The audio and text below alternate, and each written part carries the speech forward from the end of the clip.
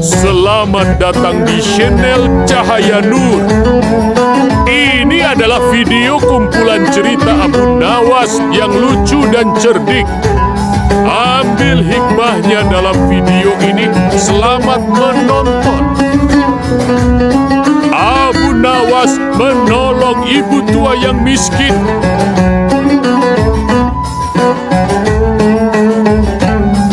Suatu pagi di Baghdad, Abu Nawas melihat seorang ibu tua menangis di pinggir jalan. "Ibu, mengapa engkau menangis di pagi seindah ini? Apakah ada yang membuat hatimu begitu berat?" Sudah 2 hari aku tak makan, Tuan. Perutku sakit, menahan lapar. Abu Nawas memang tak punya uang, tapi kepintarannya selalu lebih berharga.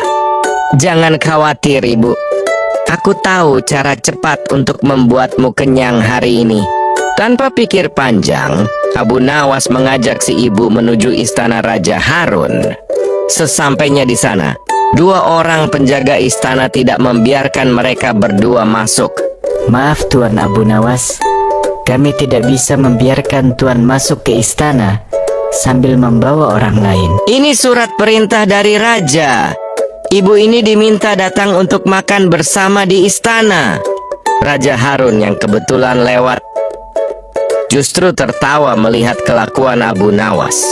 "Abu Nawas, kau ini memang pria licik, tapi licikmu selalu untuk kebaikan." Raja Harun langsung memerintahkan pengawalnya agar ibu itu dijamu makanan lezat sepanjang hari.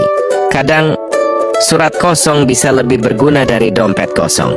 Abu Nawas tak punya banyak harta, tapi hatinya penuh cara untuk menolong sesama.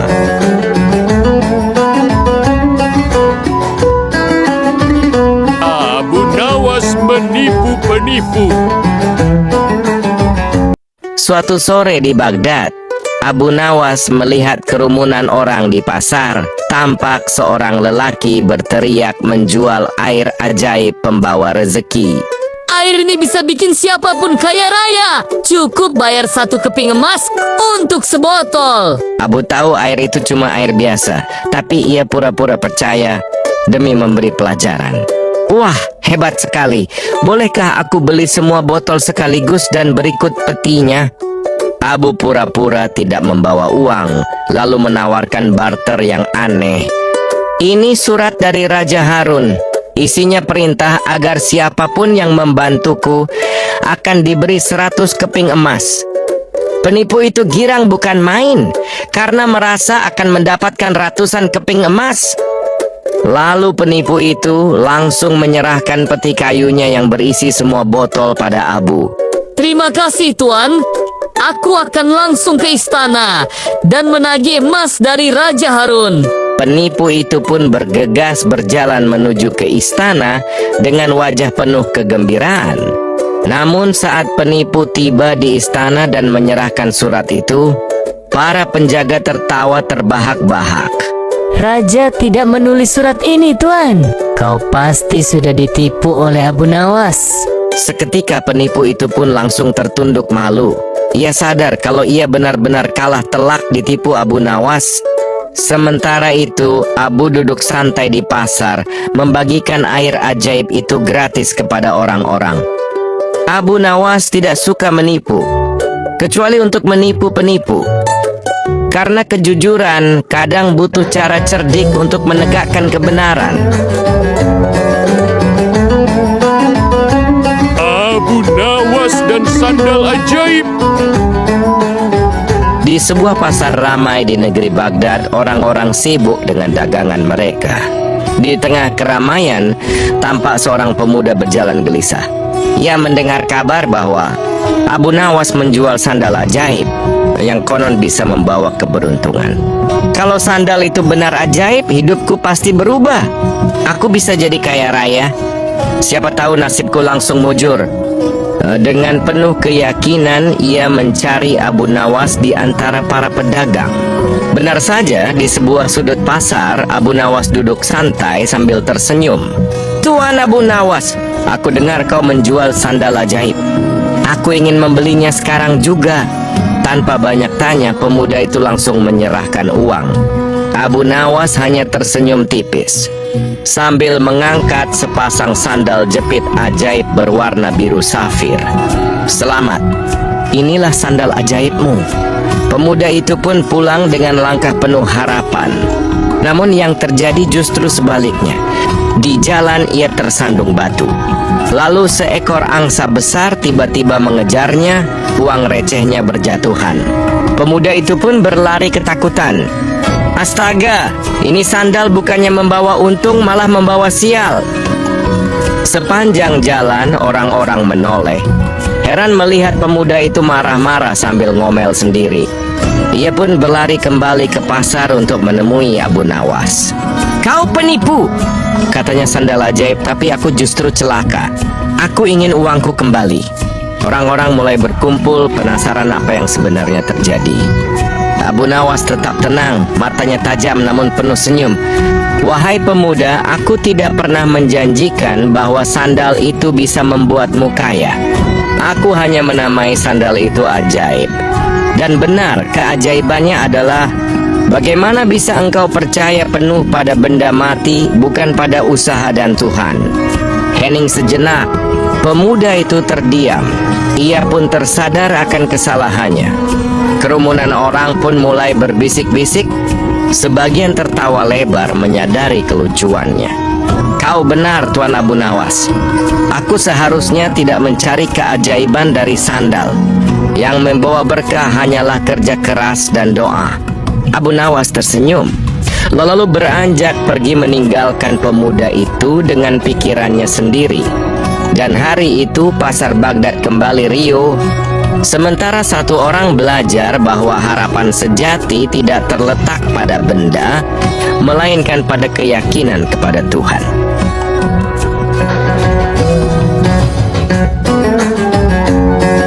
Abu Nawas dan dukun sakti.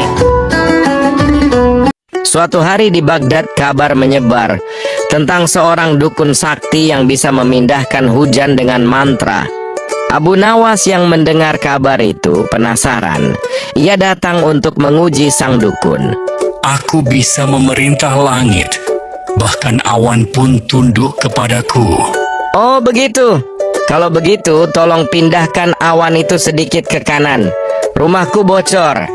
Sang dukun mulai membaca mantra. Asap makin tebal.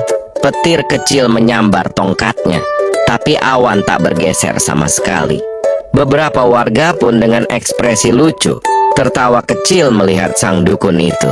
"Aneh ya, karena memindahkan awannya gagal, sekarang coba pindahkan bayanganmu dari tanah." Sang dukun melihat ke tanah dan seketika wajahnya langsung berubah pucat. "Lain kali, kuasailah dirimu dahulu, baru setelah itu kau bisa menguasai alam." Dukun itu pun hanya terdiam, sadar bahwa ia telah dikalahkan bukan oleh sihir, tapi oleh akal. Lalu Abu berjalan pulang, meninggalkan dukun itu dengan pikirannya sendiri. Abu Nawas membuktikan bahwa orang yang benar-benar bijak tak perlu menguasai alam, cukup menguasai dirinya sendiri. Kesombongan membuat orang ingin menguasai segalanya, padahal kebijaksanaan justru lahir dari kesadaran akan batas diri. Abu Nawas dan jin. Suatu malam di Baghdad, Abu Nawas berjalan sendirian melewati kebun tua yang sepi. Tempat ini gelap sekali, tapi anginnya enak buat tidur. Tanpa sengaja, Abu menemukan sebuah teko kecil berwarna emas yang tergeletak di tanah.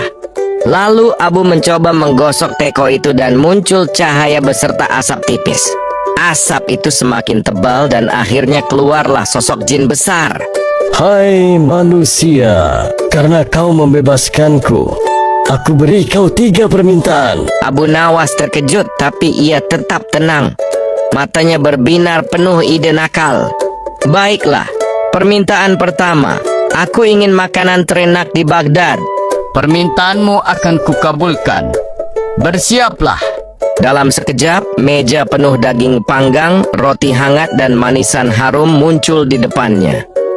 Kau sungguh menakjubkan Tuan Jin. Semua hidangannya terlihat sangat lezat. Permintaan kedua, berikan aku kasur empuk yang tak akan pernah robek. Baiklah wahai manusia, akan kukabulkan. Bersiaplah. Seketika muncullah sebuah kasur megah besar bersulam benang emas dan perak. Tuan Jin, kasur ini empuk sekali. Kalau kau bosan, sini gantian jadi bantal. Cepatlah manusia. Tinggal satu permintaan lagi. Katakan. Permintaan ketiga, aku ingin kau kembali masuk ke teko dan tidak pernah ganggu manusia lagi.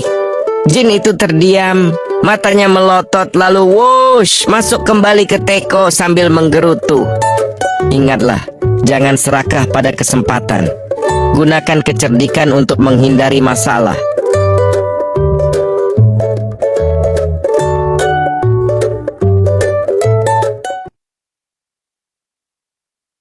Suatu hari di istana Baghdad, suasana dapur mendadak kacau dipenuhi puluhan tikus-tikus. Dan hal itu membuat Raja Harun sangat marah kepada semua pelayan istana.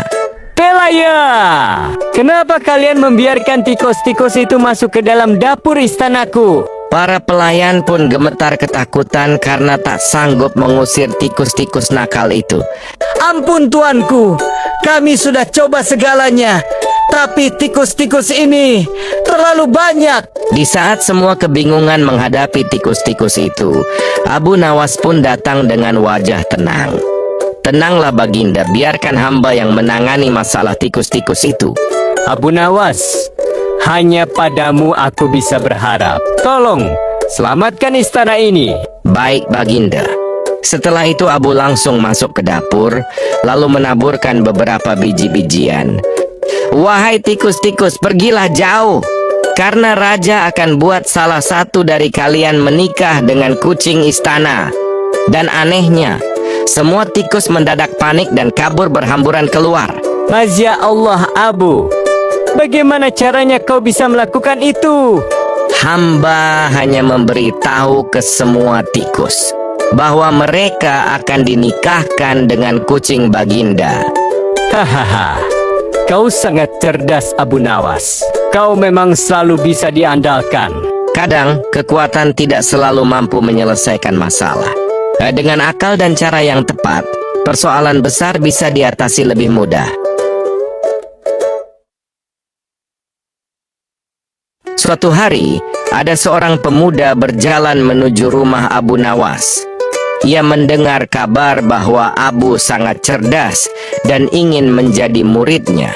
Pemuda itu pun sampai di rumah Abu Nawas lalu mencoba mengetuk pintu rumahnya. Namun karena rumahnya terlihat sepi, ia pun bergegas pergi untuk menuju pasar. Sesampainya di pasar, pemuda itu bertanya ke seorang pedagang tentang keberadaan Abu Nawas. Lalu pedagang itu menjelaskan bahwa Abu Nawas sedang duduk di kios ujung jalan. Pemuda itu pun langsung berjalan menuju ujung jalan pasar. Dan akhirnya ia menemukan Abu Nawas yang sedang berbincang di depan sebuah kios. Assalamualaikum. Tuan Abu, izinkan aku belajar darimu. Karena engkau dikenal cerdas dan bijaksana. Abu Nawas tersenyum. Ia tahu pemuda ini bersemangat, tapi wajahnya menunjukkan keangkuhan. Waalaikumsalam, belajar dariku boleh saja, tapi pertama cobalah tugas sederhana ini. Abu memberi pemuda itu kendi kosong dan menyuruhnya mengisinya dengan air sungai. Ah, ini mudah sekali. Untuk apa aku melakukan hal remeh seperti ini? Pemuda itu malas melakukannya, merasa tugas itu tak sepadan dengan derajatnya. Tuan Abu, ajarilah aku ilmu yang tinggi. Jangan pekerjaan rendahan seperti ini. Abu menghela napas, lalu menjawab dengan bijak. Jika engkau menolak hal kecil, bagaimana bisa menanggung hal besar? Ilmu sejati dimulai dari kerendahan hati. Pemuda itu terdiam, wajahnya mulai sadar dan merasa malu. Engkau benar, Tuan Abu Nawas. Maafkan kesombonganku. Aku siap belajar dari yang paling sederhana. Dengan hati lapang, Abu menerima pemuda itu sebagai muridnya dan mulai membimbingnya dengan sabar. Dalam kisah ini kita belajar satu hal, bahwa ilmu bukan untuk meninggikan diri, tapi untuk merendahkan hati. Suatu hari seekor babi hutan besar masuk ke pasar Baghdad dan membuat keributan besar. Tolong, babinya merusak semua daganganku. Semua orang mencoba menangkap babi itu, namun tak ada seorang pun yang berhasil. Panggil Abu Nawas, hanya dia yang bisa menyelesaikan ini. Dengan langkah santai, Abu Nawas pun tiba di pasar. Wajahnya tenang, seolah tak terpengaruh oleh keributan di sekelilingnya. Semuanya jangan panik. Aku mempunyai cara untuk mengatasi masalah babi itu. Kerumunan terdiam. Semuanya penasaran dengan cara yang akan dilakukan Abu. Dengan perlahan, Abu mulai menghampiri babi hutan itu. Lalu ia berbicara pelan. Wahai babi hutan, engkau tersesat, bukan? Mari keluar dengan tenang. Ajaibnya, babi itu seolah mengerti perkataan Abu. Lalu ia menunduk jinak. Buatlah jalur kosong menuju luar pasar. Jangan ada yang berteriak. Dengan tenang, babi hutan pun keluar dari pasar, meninggalkan orang-orang yang masih tertegun, tak percaya dengan apa yang baru saja mereka saksikan. Subhanallah, Abu, bagaimana bisa engkau membuat babi itu menjadi tenang? Abu menjelaskan bahwa akal dan kelembutan lebih ampuh dari teriakan dan kekerasan. Ingatlah, masalah besar bisa diselesaikan dengan kepala dingin, bukan dengan emosi. Sebab ketenangan akan membuka jalan, sementara amarah hanya menambah kerusakan.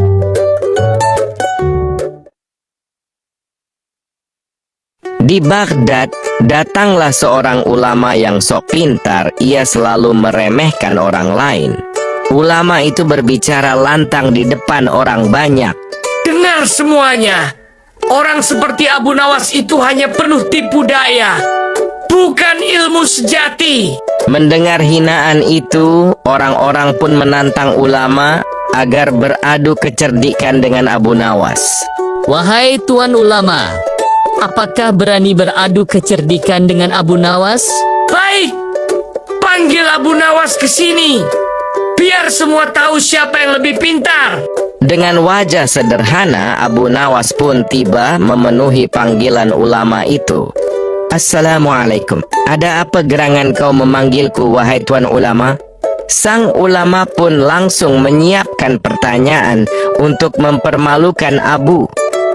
Abu Nawas, coba kau sebutkan, di manakah letak wajah Tuhan? Pertanyaan itu mengundang decak kagum orang-orang. Semua menunggu jawaban Abu.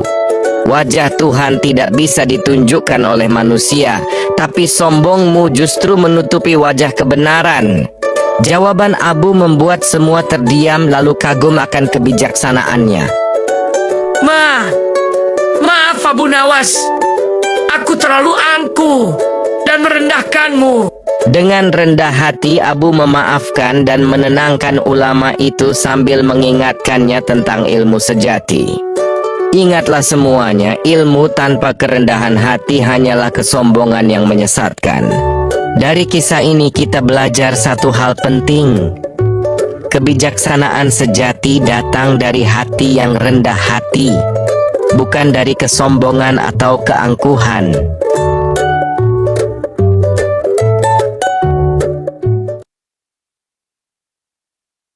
Suatu hari di Baghdad ramai kabar. Abu Nawas mulai membuka praktik pengobatan. Wah, apa benar Abu Nawas benar-benar bisa menyembuhkan segala penyakit? Pasien pertama pun datang. Seorang pria mengeluh kehilangan indera penciumannya. Abu memberikan botol kecil berisi cairan. Pasien itu meminumnya lalu tersedak dan menjerit kaget. Ini minyak tanah. Kau kasih aku minyak tanah, Dokter Abu Nawas. Alhamdulillah. Kalau begitu berarti indera penciumanmu sudah kembali, kan? Pasien itu pun sadar lalu mengangguk malu dan kemudian pergi meninggalkan tenda. Selanjutnya pasien yang lain pun datang. Ia mengeluh bahwa ia tidak bisa melihat. Lalu Abu mulai mengoleskan sebuah cairan berupa rebusan cabai ke arah mata pasien itu. Mataku panas. Aku bisa lihat, tapi juga nangis. Cairan ini pasti air cabai kan, Abu? Benar sekali, Tuan. Alhamdulillah. Akhirnya kau bisa melihat sekarang. Dan pria itu pun pergi dengan wajah malu, meninggalkan tenda dan Abu yang tertawa puas. Kabar tentang praktek Abu Nawas pun akhirnya sampai ke telinga Raja Harun. Seketika sang raja langsung pergi dengan menunggang kuda menuju tempat praktek Abu. Abu Nawas, apakah kau benar-benar dokter yang bisa menyembuhkan orang sakit? Hamba hanya menyembuhkan penyakit malas berpikir orang-orang Baginda. Hahaha. Kalau begitu, seluruh Baghdad harus berobat padamu, Abu Nawas. Kadang yang paling butuh disembuhkan bukan tubuh, tapi akal yang malas berpikir. Abu Nawas dan lomba balap kuda. Di Baghdad, Raja Harun al-Rashid mengadakan lomba balap kuda terbesar tahun ini. Semua peserta datang dengan kuda terbaik mereka, kecuali satu orang, Abu Nawas. Hahaha, mau balapan naik keledai? Kau bercanda, Abu Nawas. Semua orang pakai kuda. Tenang saja, Tuan. Yang paling penting bukan kudanya, tapi penunggangnya. Balapan pun dimulai. Semua kuda melesat cepat, kecuali Abu yang malah jalan santai. Namun di tengah jalan, para penunggang kuda mulai saling menyalip dan salah arah. Sementara Abu Nawas, ia mengambil jalan pintas kecil di sebuah gang sempit Baghdad yang hanya muat satu ekor keledai. Dan di saat para penunggang kuda tersesat bingung mencari jalan keluar, Abu Nawas justru sampai duluan di garis finish dengan langkah santai banget. Hingga buat penonton tak percaya, keledai Abu Nawas justru yang pertama sampai. Abu Nawas, bagaimana mungkin kau bisa menang hanya dengan menggunakan keledai? Karena itu, tuanku, keledai ini tahu jalan pulang lebih baik dari siapapun. Mendengar jawaban Abu Nawas, Raja Harun pun langsung tertawa terbahak-bahak depan semua orang. Hari itu semua orang belajar bahwa kecerdikan mengalahkan kecepatan. Dan sejak saat itu tak ada yang berani meremehkan Abu Nawas atau keledainya. Abu Nawas berpesan, dalam hidup yang cerdas bisa menang, bahkan jika langkahnya pelan. Kesabaran, kecerdikan, dan ketenangan hati seringkali lebih berharga daripada kecepatan semata. Abu Nawas dan Kunti Baghdad. Malam itu Baghdad diselimuti sunyi. Angin berhembus pelan di gang-gang sempit, membuat pintu dan tirai rumah bergoyang perlahan. Warga Baghdad berbisik-bisik. Mereka percaya ada sosok misterius yang sering muncul tengah malam. Konon sosok itu berambut panjang, berpakaian putih, dan sering tertawa lirih di atap rumah warga. Sosok itu dikenal dengan sebutan Kunti Baghdad. Setiap malam warga mengunci pintu rapat-rapat. Tak ada yang berani keluar rumah sendirian. Berbeda dengan yang lain, Abu Nawas justru duduk santai di depan rumahnya sambil minum kopi. Tiba-tiba terdengar tawa pelan dari kejauhan. Abu Nawas mengangkat alis dan tersenyum tipis. Dari balik kabut malam, tampak sosok putih itu berdiri di ujung gang dengan senyum menyeramkan. Beberapa warga mencoba mengintip sosok itu dari celah pintu, menahan napas ketakutan. Dengan langkah tenang, Abu Nawas berjalan mendekati sosok itu tanpa rasa takut. Dan kemudian ia berkata, menakut-nakuti orang itu butuh suasana. Sosok jelek. Dengan penampilanmu seperti itu bukannya bikin merinding, malah bikin aku kepanasan. Seketika sosok itu langsung terdiam, tawanya berhenti, tubuhnya tampak kaku. Kemudian Abu Nawas mencoba menarik rambut sosok itu. Ternyata, itu hanyalah seorang penipu berkepala botak yang menyamar. Wajah penipu tampak pucat dan ketakutan. Ia gemetar saat warga mulai keluar dari rumah. Seketika ketegangan pun langsung berubah menjadi tawa. Warga sadar mereka selama ini ditakuti oleh tipu daya kepala botak. Abu Nawas tersenyum dan berkata, "Yang paling menakutkan bukan hantu ya saudaraku semua, tapi pikiran kita sendiri." Abu Nawas berpesan, rasa takut sering lahir dari imajinasi dan kabar yang belum tentu benar. Dengan akal sehat dan keberanian, ketakutan bisa berubah menjadi tawa.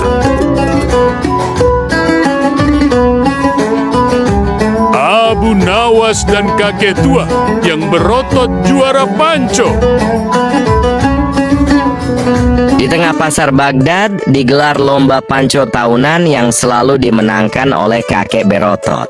Siapapun boleh menantangku, tapi siap-siap malu di depan semua orang. Abu Nawas yang kebetulan sedang lewat tempat itu justru tersenyum tipis melihat sang kakek. "Tuan kakek, aku ingin menantangmu bertanding. Namun ada sebuah syarat yang harus kau penuhi." Mau syarat apa anak muda? Kursi tambahan buat tanganmu yang kurus itu. "Syaratnya sederhana, kek. Kalau aku kalah, aku akan traktir ayam bakar. Tapi kalau kakek kalah, kakek bantu angkut batu di masjid." Hahaha, setuju anak muda. Bersiaplah kau akan malu di depan orang banyak. Pertandingan pun dimulai. Tangan mereka saling menggenggam beradu kekuatan satu sama lain. Lalu tiba-tiba Abu melepaskan genggamannya hingga membuat sang kakek jatuh tersungkur di tanah karena dorongannya sendiri. Dan sang kakek hanya diam terpaku seolah bingung dengan apa yang terjadi barusan. Setelah itu Abu mengulurkan tangannya untuk membantu sang kakek itu berdiri. Sang kakek pun malu, tapi juga tertawa. Ia paham maksud Abu Nawas melakukan hal itu. Dan sejak hari itu, lomba panco Baghdad bukan lagi soal otot, tapi soal hati yang rendah. Kadang, yang terlalu ingin menang justru mengalahkan dirinya sendiri. Kekuatan sejati bukan pada otot, tapi pada hati yang tahu kapan harus tenang dan kapan harus tersenyum. Abu Nawas mencari neraka di siang hari. Suatu siang yang terik, Abu Nawas berkeliling kota dengan pikiran yang aneh. Ia berkata pada dirinya sendiri, "Di mana ya letak neraka di siang bolong begini?" Lalu Abu Nawas pun bertanya kepada seorang pedagang tua, "Apa bapak tahu di mana neraka?" Hei Abu, apa engkau gila? Mana mungkin neraka ada di pasar ini? Tapi Abu hanya terkekeh sambil tersenyum licik dan melanjutkan pencariannya. Lalu ia berhenti di depan rumah orang kaya yang terkenal pelit. Ia berteriak, "Tuan, apakah neraka ada di dalam sana?" Kurang ajar. Berani sekali kau bicara begitu. Orang kaya itu berteriak-teriak, wajahnya memerah penuh amarah. Sementara itu Abu Nawas pun pura-pura ketakutan dengan wajah kocak. Abu pun tertawa kecil. "Aha, ketemu juga neraka yang kucari." Orang kaya itu makin murka, sementara Abu lari dengan senyum lebar. Seperti biasa, kecerdikan Abu Nawas selalu membuat orang-orang heran terperangah. Kadang, neraka itu bukan tempat jauh, melainkan amarah dalam hati manusia yang membuat dunia di sekelilingnya perlahan menjadi gelap. Jadi, belajarlah memadamkannya sebelum kau ikut terbakar di dalamnya. Abu Nawas dan monyet. Di pasar Baghdad semua orang heboh. Seekor monyet bisa menghitung uang lebih cepat dari para pedagang. Abu Nawas yang lewat pun ikut penasaran. Siapa sih pelatih monyet pintar itu? Hahaha, siapapun boleh adu pintar dengan monyetku, asal bayar 1 keping emas. Baiklah, kalau monyetmu lebih pintar dariku, aku bayar 1 keping emas. Tapi kalau aku yang menang, kau kasih aku monyet itu. Orang-orang langsung bersorak. Siapa yang menang adu otak dengan monyet pintar itu? Kalau kau bisa menebak di mana koinnya, kau menang. Tapi hati-hati, Monyetku tak pernah salah. Abu duduk santai, tersenyum. Monyet itu mulai mengocok cangkir dengan cepat. Orang-orang sampai tak bisa mengikuti gerakannya. Aku tahu di mana koinnya. Pasti koin itu berada di cangkir sebelah kanan, kan? Aha! Salah! Koinnya ada di cangkir di sebelah kiri. Perhatikanlah. Baik. Benarkah? Coba lihat dulu saku celanamu, Tuan Pelatih. Barangkali koinnya ada di situ. Wajah pelatih pun kaget. Ia merogoh sakunya dan benar saja koinnya ada di sana. Monyetmu memang pintar, Tuan. Tapi masih jauh kalah cerdik dariku. Pelatih itu hanya bisa menunduk malu, sementara kerumunan orang-orang tertawa. Dan begitulah, monyet pintar itu kini punya pelatih baru yang jauh lebih pintar. Sejak hari itu, mereka berdua jadi pasangan yang tak terkalahkan di setiap permainan. Kadang kepintaran bukan tentang seberapa cepat kita menghitung, tapi seberapa bijak kita tersenyum di waktu yang tepat.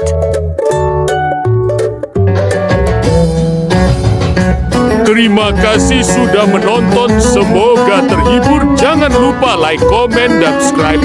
Tunggu video selanjutnya dari Channel Cahaya Nur.